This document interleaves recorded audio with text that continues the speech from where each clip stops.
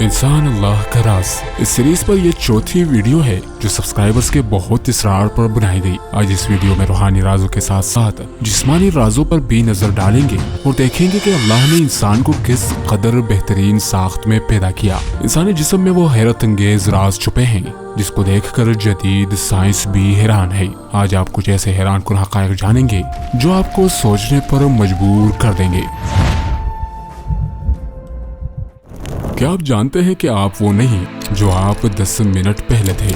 जी हाँ, आपका जिस्म मुसलसल खुद को दोबारा पैदा कर रहा है। नई सेल्स बनती हैं और पुरानी खारिज हो जाती हैं। हर 7 से 10 साल में आपका जिस्म मुकम्मल तौर पर नया बन जाता है। आपका मादा हर 4 दिन में खुद को दोबारा तख्लीक करता है और वो खुलियात जो खाने को हजम करने में मदद देते हैं हर 5 मिनट में तब्दील हो जाते हैं। आपका जिगर हर 150 दिन में नया हो जाता है। जिल्द की बैरूनी तह जिसे एपिडर्मिस कहा जाता है हर 4 हफ्ते में तब्दील होती है। आपके बुलबुले यानी पैंक्रियास जो खून में शुगर की सतह को मुनज़्ज़म करने में मदद करता है हर 50 दिन में नया हो जाता है। हर 4 माह बाद आपके जिस्म में नए सुर्ख खून के सेल्स पैदा होते हैं। यहाँ तक कि अगर आप खून अतिया करें तो वो खून सिर्फ 12 हफ्तों में मुकम्मल तौर पर दोबारा बन जाता है। आपके जायके महसूस करने वाले खुलियात यानी टेस्ट बड्स हर 10 दिन में बदल जाते हैं। इस शानदार तख्लीक के बावजूद आपके जिस्म के कुछ हिस्से कभी नहीं बदलते, जैसे आपकी आंख के अंदर लेंस की खुलियात और दिमाग के सेरेब्रल कॉर्टेक्स के न्यूरॉन्स। और सुने, अगरचे आपका जिस्म मुसलसल बदलता रहता है लेकिन आपका शऊर, खुदागाही और यादाश्त वही रहते हैं। मसलन आपके जायके के खुलियात हर 10 दिन में बदल जाते हैं लेकिन वो मजेदार खाने की यादें अब भी बाकी रहती हैं और आपके नए खुलियात उनका लुत्फ लेने के लिए तैयार होते हैं। अगर बात की जाए फिंगरप्रिंट्स पर तो इंसानी जिस्म की उंगलियों में लकीरें तब नमूदार होने लगती हैं जब इंसान माँ के शिकम में 4 माह तक पहुँचता है। ये लकीरें एक रेडियाई लहर की सूरत में गोश्त पर बनना शुरू होती है। इन लहरों को भी पैगामात डीएनए ही देता है,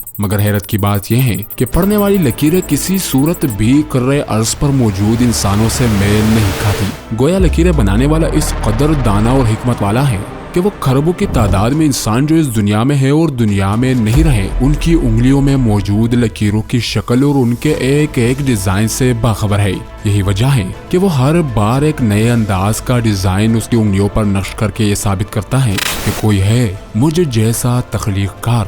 हैरानगी की इंतहा तो ये है कि अगर जलने, जख्म लगने या किसी वजूहात की बिना पर ये फिंगरप्रिंट मिट भी जाती हैं तो दोबारा हू बहू वही लकीरें जाहिर हो जाती हैं। इसके अलावा आपका दिमाग तकरीबन 100 बिलियन न्यूरॉन से बना है जो हर एक 10,000 दीगर न्यूरॉन से जुड़ा हुआ है। यह हमारे जिस्म के वजन का तकरीबन 2% है। इसमें 100 ट्रिलियन सिंथेसिस होते हैं। सिंथेसिस वो मकामात है जहां न्यूरॉन्स एक दूसरे के साथ बातचीत करते हैं। आपका दिमाग हर सेकंड में तकरीबन 1 लाख टुकड़ों से मालूमात पर कार्रवाई करता है। यही दिमाग हर दिन तकरीबन 70,000 ख्यालात पैदा करता है और आपका यही दिमाग आपकी यादों को महफूज करने के लिए तकरीबन 1.5 पेटाबाइट्स डेटा स्टोर कर सकता है। ये एग्जैक्ट नहीं, सिर्फ न्यूरो साइंस का अंदाजा है, लेकिन अगर इस हिसाब से भी देखा जाए तो 1.5 पेटाबाइट्स यानी 15,72,864 GB यह इतनी स्टोरेज है कि जिसमें 30 लाख घंटे की फुल HD वीडियो आ सकती है। अगर डिजिटल स्टोरेज के हिसाब से नापा जाए तो यह दुनिया के सबसे बड़े डेटा सेंटर के बराबर होगा।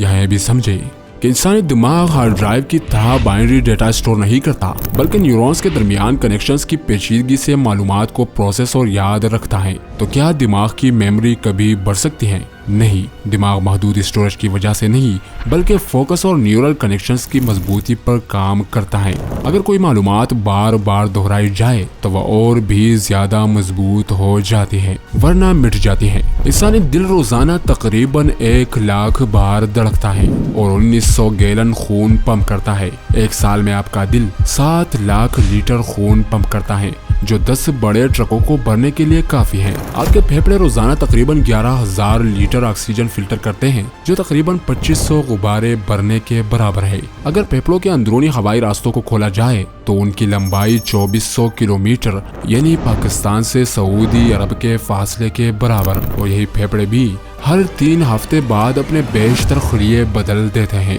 ताकि वो हमेशा साफ और फाल रहें। अब अगर आंख की बात की जाए तो आपकी आंख 576 मेगापिक्सल की सलाहियत रखता है। जो किसी भी जदीद कैमरे से लाखों गुना ज्यादा ताकतवर है। आपकी आंख 1 मिली सेकंड में 10 लाख से ज्यादा रंगों के फर्क को पहचान सकती है। अगर इंसानी आंख की रोशनी को प्रोसेस करने की सलाहियत का मुआवजा किया जाए तो इससे 600 टेराबाइट्स फी सेकंड डेटा प्रोसेस करने वाले कंप्यूटर की जरूरत होगी। अंधेरे में आपकी आंख 30 मिनट में अपनी रोशनी की हसासियत 10 लाख गुना बढ़ा सकती है। अपनी हड्डियों की मजबूती का अंदाजा इस बात से लगाए कि एक मकब इंच हड्डी 8600 किलो वजन बर्दाश्त कर सकती है, जो कंक्रीट से भी ज्यादा मजबूत है। अगर रान की हड्डी फीमर को लोहे के बजाय बूझ के पुल के सतोनों में इस्तेमाल किया जाए तो ये ज्यादा वजन सह सकती है। अगर जुबान की बात की जाए तो हर इंसान की जुबान का भी प्रिंट मुनफरिद होता है, बिल्कुल फिंगरप्रिंट्स की तरह। आपकी जुबान में तकरीबन 8000 टेस्ट बड्स होते हैं जो आपको मीठा, खट्टा, नमकीन और कड़वा चखने में मदद देते हैं। आपकी जुबान का पट्टा जिस्म का वाहिद पट्टा है जो कभी थकता नहीं। इसके अलावा अगर आपके जिस्म की तमाम बर्की तवानाई को इकट्ठा किया जाए तो ये 40 वाट का बल्ब मुसलसल चलाने के लिए काफी है। जी हाँ, दिमाग खुद ब खुद इतनी बिजली पैदा करता है कि अगर एक छोटे लाइट बल्ब से जोड़ा जाए तो वो जल सकता है। आपके जिस्म में रोजाना 10 मिलियन नए सफेद खून के खुलिये बनते हैं जो आपको बीमारियों से बचाते हैं। आपका मदफाती निजाम हर लम्हा हजारों वायरसेस और बैक्टीरियाज को पहचान कर उन्हें खत्म कर रहा होता है बगैर आपको एहसास हुए। दिमाग में मौजूद न्यूरॉन्स 432 किलोमीटर फी घंटा की रफ्तार से सिग्नल्स भेजते हैं, जो कि किसी हाई स्पीड ट्रेन से भी ज्यादा तेज है। आपकी जिल्द का बैरूनी हिस्सा हर 28 दिन में मुकम्मल तौर पर बदल जाता है, यानी हर महीने में एक नई जिल्द बनती है। अगर आपकी तमाम जिल्द को खोला जाए तो इसका रकबा 2 मुरब्बा मीटर तक पहुंच सकता है, जो एक छोटे कालीन के बराबर है। आपकी जिल्द 250 मुख्तलिफ एहसासात को पहचान सकती है, जैसे सर्दी, गर्मी, दर्द और दबाव वगैरह। नींद के दौरान आपका दिमाग जागने के मुकाबले में ज्यादा मुतहर्रिक होता है। आपका दिमाग ख्वाबों के जरिए नई यादें महफूज करता है और पुरानी यादों को तरतीब देता है। नींद के दौरान दिमाग हर सेकंड में अरबों न्यूरॉन सिग्नल्स फायर करता है, गोया वो एक सुपर कंप्यूटर की तरह काम कर रहा हो। आपका जिस्म इसके न्यूरॉन्स, खुलिये और आज़ाए कहरतंगेज मशीन की तरह काम करते हैं, जो हर लम्हा अल्लाह की कुदरत का मज़हर है। हर सांस, हर धड़कन, हर एहसास और हर यादाश्त एक मौजज़ा है, जो इस बात का सबूत है कि अल्लाह की तख्लीक बेमिसाल है। और यही पर कुरान की वो आयत कि तुम अपने रब की कौन कौन सी नेमतों को जुटलाओगे, यही इंसान है जिस पर उसके खालिक के न जाने कितने अनगिनत एहसानात है, जिसने उसे इतने हैरत अंगेज जिस्म से नवाजा। और यही इंसान दुनिया में आकर उसी खालिक को अलग अलग तरीकों से ललकारता और नाराज करता है, झूठ से, धोखे से, ज़िना से, शराब से, जुल्म से, हराम से। वल्लज़ी सख्खरल बहर, वही है जिसने समंदर को तुम्हारे ताबे किया। वसख्खर लकुमुल अनहार, और उसने तुम्हारे लिए नहरें मुसख्खर किए। अवलम यरौ इला तैरि फौक़हुम साफ़ाति व यग़बिज़न मा युमसिकुहुन्ना इल्ला अर्रहमान। कभी परिंदों को उड़ता देखो तो गौर तो करो कि उनको फिजा में किसने थामा हुआ है। अलम नजअलिल अर्ज़ मिहादा, इस जमीन को फर्श किसने बनाया। वल जिबाल औतादा, पहाड़ों को किसने गाड़ा। व खलक़नाकुम अज़वाजा, और तुम्हें जोड़ा जोड़ा पैदा किया। वजालना नौमकुम सुबाता, मैं तेरे लिए नींद लाया। इस दुनिया में कितने लोग हैं जो गोलियां खाते हैं कि नींद नहीं आती। अगर नींद अपने ताकत पर आती तो सबको क्यों नहीं। वजालना लैल लिबासा, और रात को पर्दा पोश किया। वजालना नहार माशा, और दिन को कारोबार के लिए बनाया। व बनैना फौक़कुम सवान शिदादा, और तुम्हारे ऊपर 7 आसमान बनाए। वजालना सिराजा वहाजा, उसमें चमकता दहकता सूरज बनाया। वशम्सु तजरी लिमुस्तक़र्रिन लहा, ज़ालिका तक़दीरुल अज़ीज़िल अलीम। वल क़मर क़द्दरनाहु मनाज़िला हत्ता आदा कल उर्जूनिल क़दीम। लश्शम्सु यंबग़ी लहा अन तुदरिकल क़मर वल्लैलु साबिक़ुन नहार व कुल्लुन फ़ी फ़लकी यस्बहून।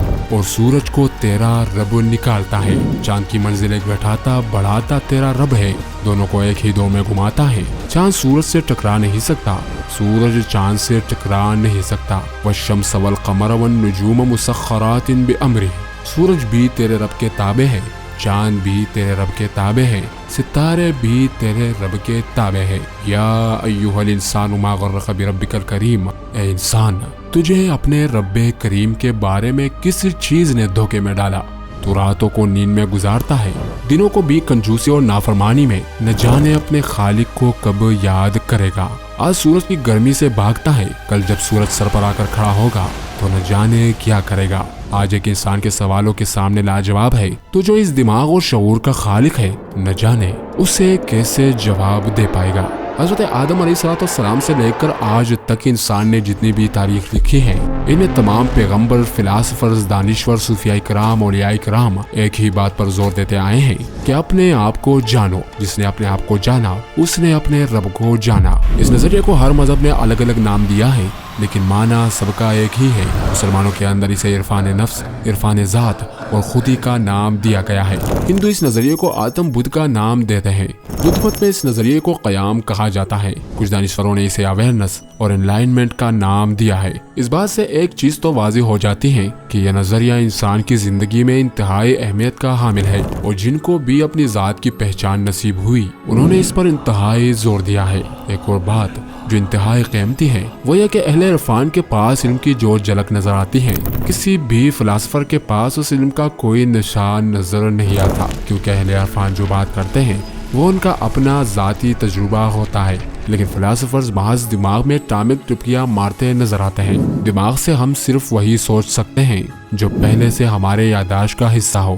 دماغ اس قابل نہیں کہ وہ انجان اور نامعلوم کے بارے میں سوچ سکے۔ یہ جتنا بھی نامعلوم علم ہمارے پاس موجود ہے، یا تو وحی کے ذریعے ہم تک پہنچا ہے یا پھر الہام کے ذریعے، اور ان دونوں کا دماغ سے کوئی لینا دینا نہیں۔ اس کائنات میں جتنی بھی مخلوقات موجود ہے وہ سب جس طرح پیدا ہوتی ہیں اس طرح مر جاتی ہے، یعنی ایک بلی پیدا ہوتی ہے اور بلی ہی مر جاتی ہے، ایک گائے کی طرح پیدا ہوتی ہے اور گائے کی طرح ہی مر جاتی ہے، تمام پودے اور درخت بھی جس طرح پیدا ہوتے ہیں اسی طرح مر جاتے ہیں، لیکن صرف انسان ہی ایک لوتی مخلوق ہے جو بے پناہ امکانات لے کر پیدا ہوتا ہے۔ انسان کچھ بھی ہو سکتا ہے، یہ ہٹلر، اسٹالن، ہلاکو خان، چنگیز خان اور سکندر بھی ہو سکتا ہے، اور یہ رومی، بستامی، باہو اور قلندر بھی ہو سکتا ہے۔ یہ گرے تو اسفل السافلین میں جا کر گرتا ہے، اور اٹھ جائے تو احسن تقویم کا درجہ پا لیتا ہے۔ انسان ایک بیج کی طرح ہے، یہ ایک تناور درخت بھی ہو سکتا ہے اور محض بیج رہ کر دنیا سے رخصت بھی ہو سکتا ہے۔ اللہ تعالیٰ نے اس بارے میں قرآن مجید میں کئی جگہ پر ذکر کیا ہے۔ کبھی انسان کو سب سے اشرف کہا ہے، کبھی انسان کو جانوروں سے بھی بدتر کہا گیا ہے۔ قرآن کے علاوہ تمام صوفیوں کی زندگی بھی ایسے واقعات سے بھری پڑی ہے کہ کبھی کوئی زاہد بھٹک کر برائی کا شکار ہو جاتا ہے، کبھی کوئی بھٹکا ہوا برائی میں لتڑا ہوا سنبھل کر ولی اللہ بن جاتا ہے۔ اسی لیے تو کسی صوفی نے کیا خوبصورت بات کی ہے، بہکا تو بہت بہکا، سنبھلا تو ولی ٹھہرا۔ اس خاک کے پتلے کا ہر رنگ نرالا ہے۔ انسان اس کائنات کا عظیم ترین راز ہے، لیکن بہت کم انسان ایسے ہوتے ہیں جو کہیں اور جانے کے بجائے اس راز کی کھوج میں لگ جاتے ہیں، کیونکہ انسان اکیلا اس دنیا میں آیا ہے اور اکیلا ہی جائے گا، اور پھر اسے اپنے وجود سے ہی پالا پڑے گا۔ لیکن اگر وہ اپنے آپ کو جانتا ہی نہیں ہوگا تو اپنی نادانی پر آنسو بہائے گا، اور انسان جتنا بھی بھٹک لے، جتنی بھی جتن کر لے، کہیں پر پہنچنا نہیں ہوتا۔ ایک خالی پن اور ایک بے سکونی مسلسل انسان کو چبوک کے مارتی رہتی ہے، اور انسان خود کو نامکمل محسوس کرتا ہے، لیکن وہ اس کی کاملیت کو پورا کرنے کے لیے مادی چیزوں کا سہارا لیتا رہتا ہے، اور اسے لگتا ہے کہ مادی چیزوں کو اکٹھا کر لینے سے شاید وہ کچھ پورا ہو جائے گا، لیکن ہر بار اس کا یہ برہم سراب ثابت ہوتا ہے۔ سکندر نے بھی اس کی دور میں آدھی دنیا فتح کر لی، لیکن جب موت آئی تو اس کی آنکھوں میں آنسو تھے، اور ڈاکٹروں سے چند لمحے کی مہلت کی بھیک مانگ رہا تھا تاکہ اپنی ماں سے مل سکے، لیکن وہ روتے روتے مر گیا۔ صرف سکندر ہی نہیں، دنیا کا ہر انسان سکندر کی طرح باغ دوڑ کرتا ہے۔ وہ کاملیت کو حاصل کرنے کے لیے دولت، شہرت اور عزت اکٹھی کرتا رہتا ہے، لیکن اس کا ادھورا پن ادھورا ہی رہ جاتا ہے، اور موت اس کو آ لیتی ہے، اس کا قصہ تمام کر دیتی ہے۔ انسان کتنا بولا اور کتنا پاگل ہے کہ ایک چھوٹی سی بات نہیں سمجھ پاتا کہ اس کا جسم فانی ہے اور اس کے پاس محدود وقت ہے۔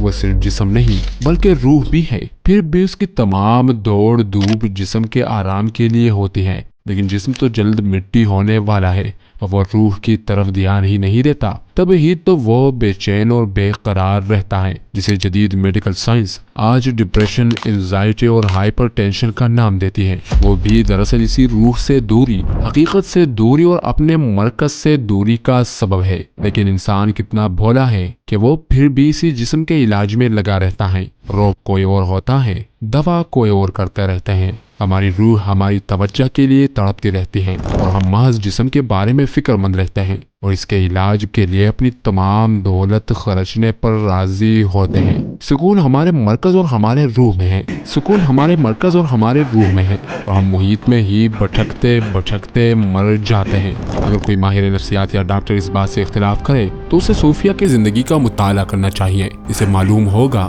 کہ ان کی زندگی دنیاوی چیزوں کے معاملے میں کتنی پرسکون اور آرام دہ ہوتی ہے۔ ان کو صرف ایک ہی بے چینی اور فکر ہوتی ہے، اور وہ ہے قرب الہی۔ اس کے علاوہ وہ ہر دکھ، درد اور ٹینشن سے آزاد ہوتے ہیں۔ 3 لفظ، انسان، زندگی اور موت، بہت بڑا فلسفہ ہے۔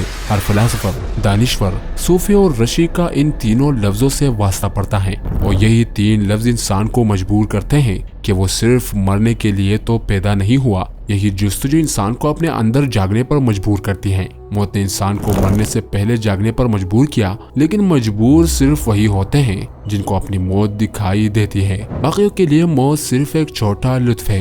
ہر انسان کہتا ہے کہ سب نے مرنا ہے، لیکن انسان بڑا بولا ہے کہ وہ سب میں خود کو شامل ہی نہیں کرتا۔ اسے یہی لگتا ہے کہ دوسرے مریں گے مجھے اور میرے اہل عیال کو چھوڑ کر، لیکن اس کا یہ بھرم تب ٹوٹ جاتا ہے جب اس کا کوئی اپنا مر جاتا ہے۔ پھر وہ روتا ہے، آنسو بہاتا ہے۔ اگر موت پر اس کو کامل یقین ہوتا تو اس پر رونے کا کوئی جواز نہیں بنتا۔ دراصل اس نے کبھی یہ خیال ہی نہیں کیا تھا کہ میرے قریبی بھی مر جائیں گے۔ جنید بغدادی کا بیٹا فوت ہو گیا تو ان کو دھچکا لگا، لیکن دوسرے ہی لمحے ان کو سمجھ آ گیا کہ جو مرا ہے وہ تو مر ہی جانے والا تھا۔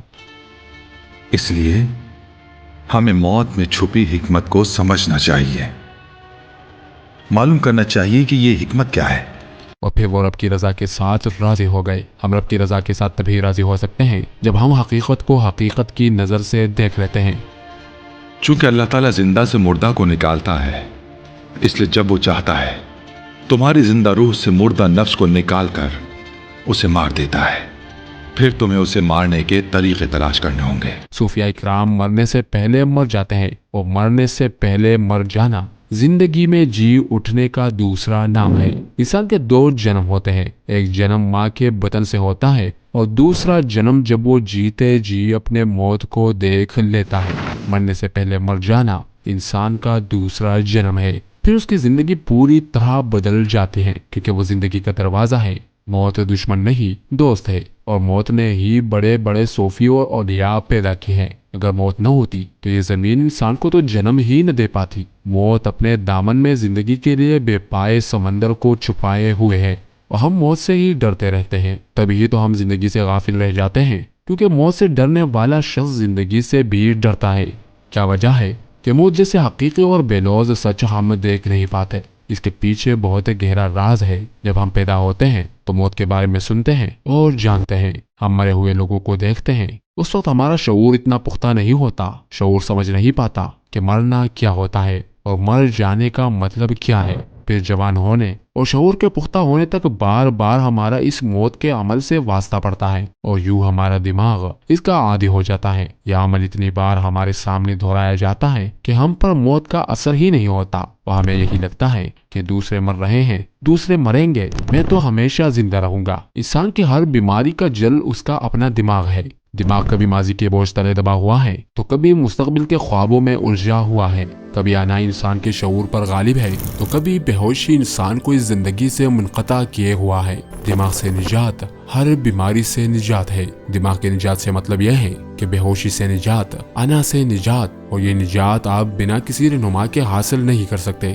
کچھ کتابیں ہیں جو رہنما کی طرح آپ کا ہاتھ پکڑ کر چلے گی اور آپ کو تمام بیماریوں سے نجات دلائے گی۔ ان کتابوں میں اپنے آپ کو جاننے اور خالق کو جاننے کے حصول ہیں، کیونکہ حدیث قدسی کے الفاظ ہے، انسان میرا راز ہے اور میں انسان کا راز ہوں۔ اگر انسان نے خود کو جان لیا تو خالق کو بھی جان لیا۔ کیونکہ خالق انسان کے شاہرگ سے بھی زیادہ قریب ہے۔ یہ کتاب ساری کتابوں میں اہمیت کے حامل ہے۔ یہ آپ کی کمزوری اور بیماریوں کو سامنے لائے گی تاکہ آپ دیکھ سکے اور چھٹکارا حاصل کرے۔ یاد رہے کہ کوئی بھی کتاب آپ کو صرف منزل کا پتہ بتاتی ہے، منزل کا راستہ دکھاتی ہے۔ چلنا آپ کو خود پڑتا ہے، اور اگر آپ چلیں گے تو پہنچ جائیں گے۔ یہ کتابیں آپ کو بتائیں گی کہ اس سے پہلے کہ موت تم سے زندگی اور جسم چھین لے، تم پہلے اس جسم اور زندگی کو موت کے حوالے کر دو۔ اور یہ طریقہ صوفیاء، اولیاء، دانشوروں اور مفکروں اور اہل نظر کا طریقہ ہے۔